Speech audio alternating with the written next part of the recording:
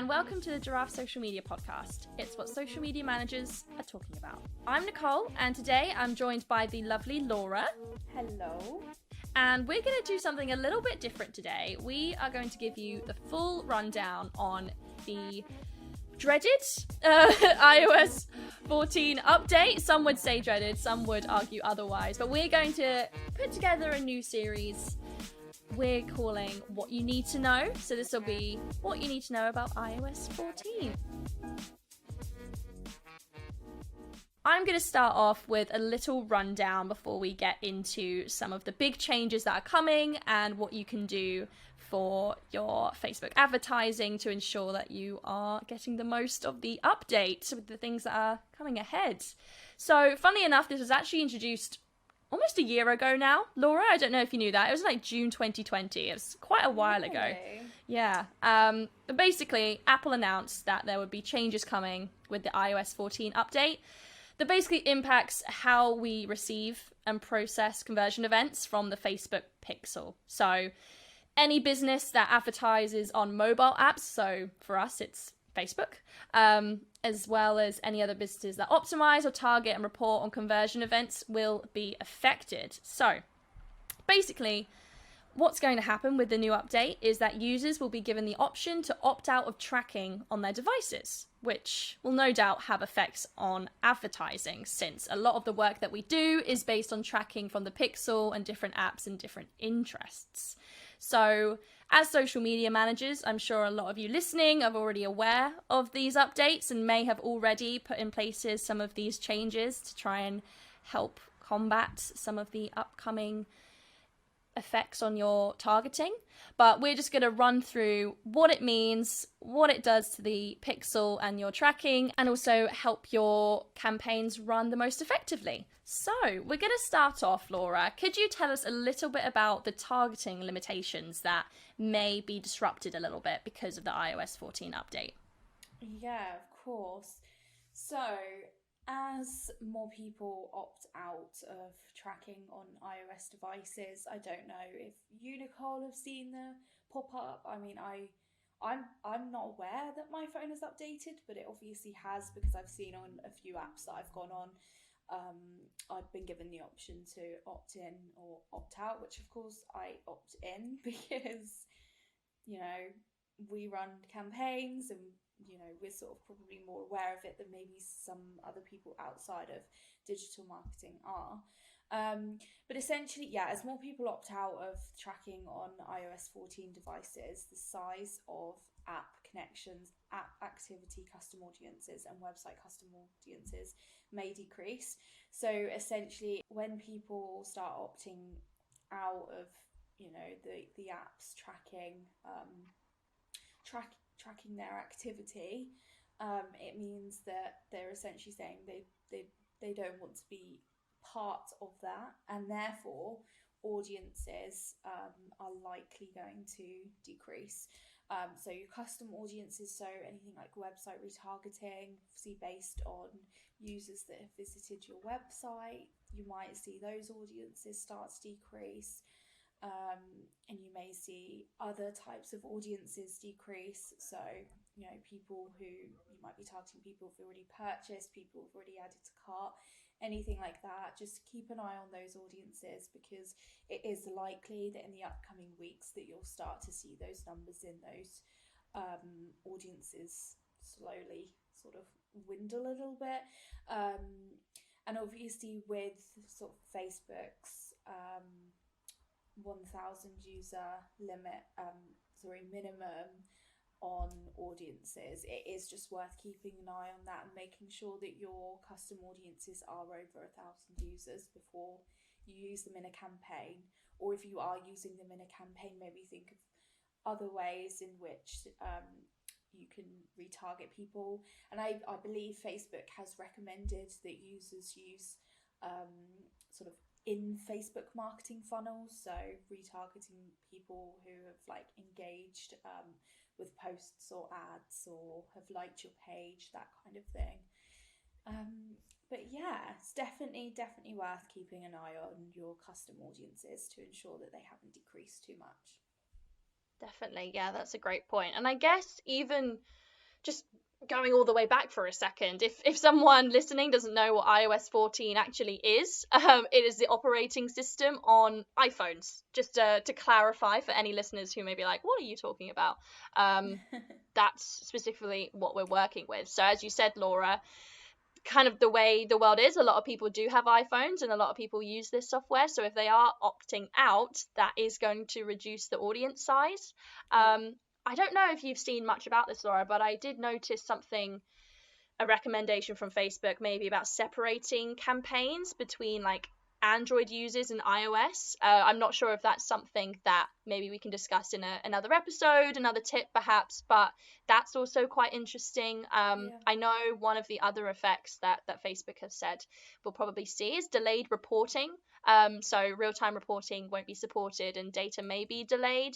So that's something else to look out for in your campaigns, is that you may maybe have to wait a few days for all the data to come in.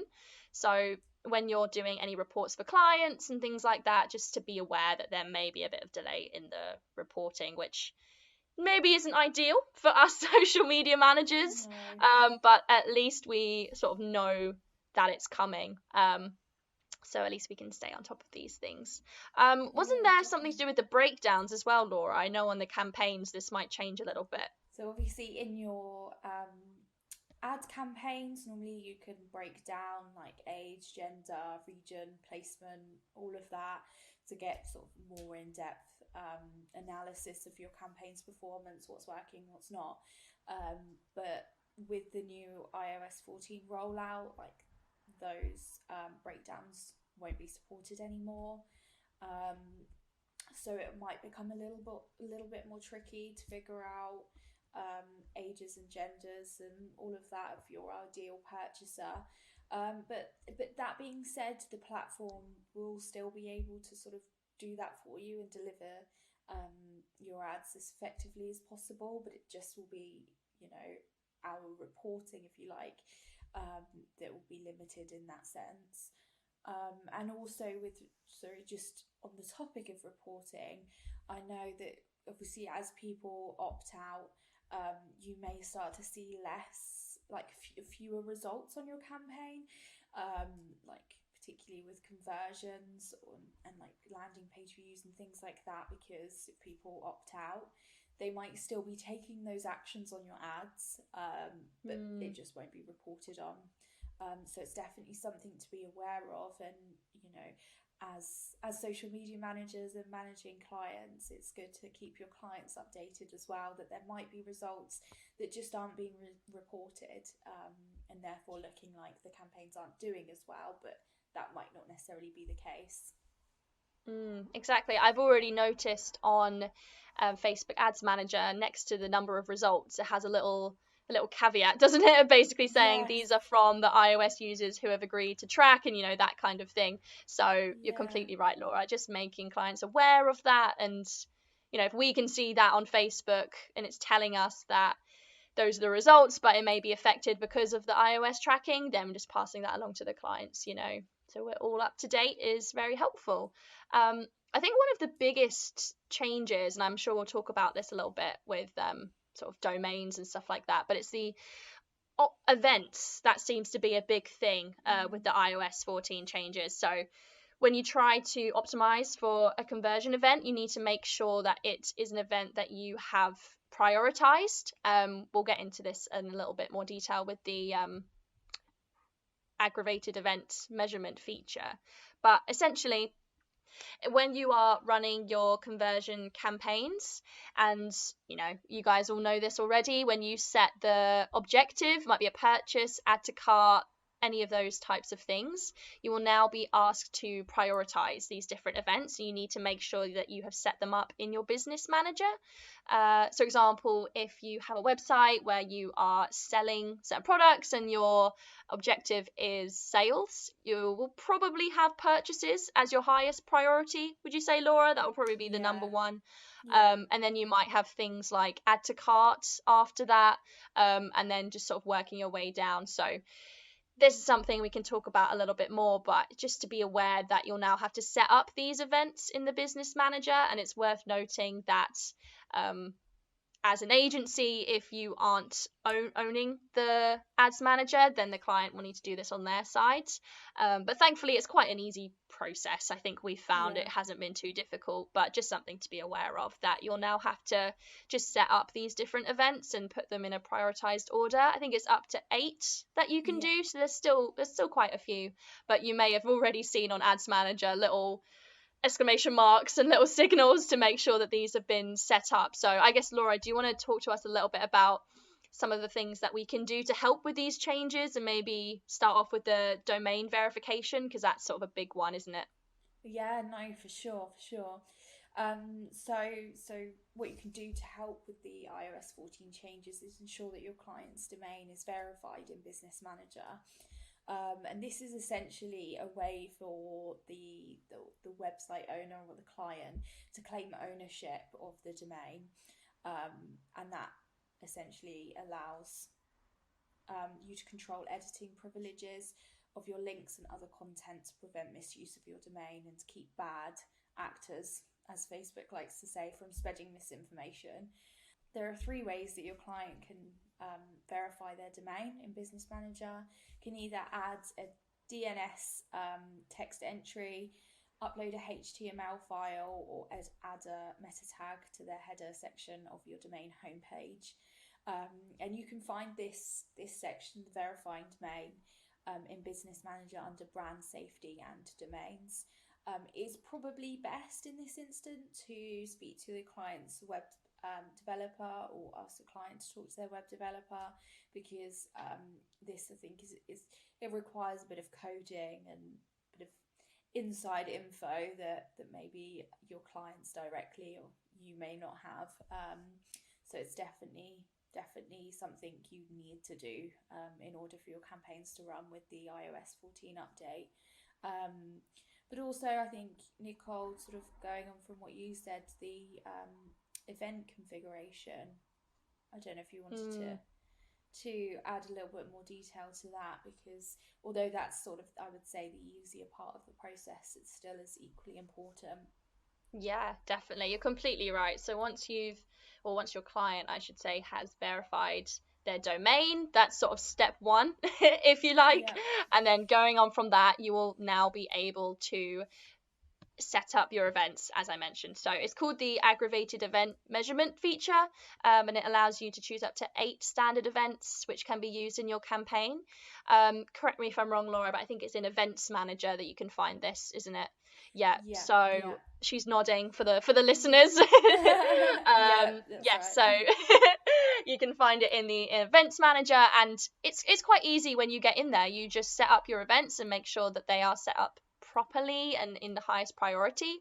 So once your events have been prioritized to highest to lowest, you'll then be able to use these in your campaigns. You will notice in Ads Manager, when you're running campaigns, if your events haven't been set up properly, then you will get a little flagged notification. So just to make sure that your client has done this, obviously work with them to make sure that they're set up properly and they fit your objectives. You want to make sure that the events that they have chosen do actually fit the campaigns that you are running. So just make sure you work with them. But Laura's completely right. They're sort of linked, the domain verification and then configuring your events. They are the 2 biggest things, really, I think, that need to be done. Would you say, Laura, with the whole iOS changes, those seem to be the 2 biggest The two changes that we things. need to make? Yeah, definitely. And I think, for the time being, once you've done those 2 things, for the time being, there's not too much more you could do. It is just a case of keeping an eye on things and seeing how it plays out. But I know in Ads Manager, when you're looking at your campaigns, there is a resource center. So it is also worth just keeping an eye on the resource center. And if you get the dreaded yellow triangle, just to go in there and check, because that would be essentially Facebook telling you what you need to do next with the update. But yeah, definitely get those 2 things done. Yeah, definitely. And I think, other than that, as you said, Laura, just checking your audience is going to be really important going Yeah. forward, and just monitoring the campaigns, and if it does have a big impact on your results, just to keep an eye on that. I think it's being rolled out sort of as we speak. You said, Laura, you're already seeing some sort of notifications popping up on some apps. So just to be aware, I saw an article earlier about the notification that appears on Instagram. It says something about like, make sure you accept, and all this kind of stuff, because they want to make sure that everyone accepts it as much as they can to get bigger audiences. So that's quite interesting. So I'm sure a lot of news on that will be coming out soon. I myself have not updated my phone yet because I am too scared. I also don't have any storage, so that's another conversation. But I know inevitably I will have to update, and we'll see the impact it perhaps has. I mean, I know there are a few different audiences. It might be a good time to test this out. I know a video views campaign, our very own Dom really recommends using a video views campaign. I know he's had good results. Any other audiences, Laura, that you suggest maybe trying out during this time if there is an impact on your sort of web retargeting or custom audiences from the iOS?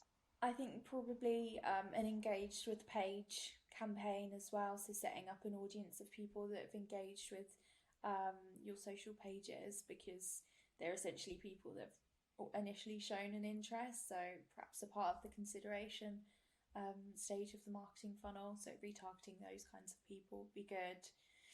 I do think that there's probably a bit of maybe misunderstanding around the update, because perhaps people will opt out thinking, if I opt out, then I'm not going to see any more ads pop up on my social, when that isn't going to be the case. People are actually better opting in so that the ads that they see are actually relevant to them, whereas opting out, they're going to perhaps start seeing ads that just aren't relevant to them. So that's why I've made sure, like I said, that I keep opting in when I see the message. So I make sure I click allow, I think it is, don't allow and allow. So allow essentially means that I can be tracked. But as long as I see content that's relevant to me on my social feeds, I'm happy. Yeah, totally. I think that's such a good point. That's a great point to end on, is a lot of people think it means that you just won't see any ads anymore, and it's definitely not the case. Like, I would much prefer to see ads that are based on my interests and things that I've liked and that have actually been tailored to me, rather than ads that are just generic and haven't had any information on my sort of previous website visits or anything like that.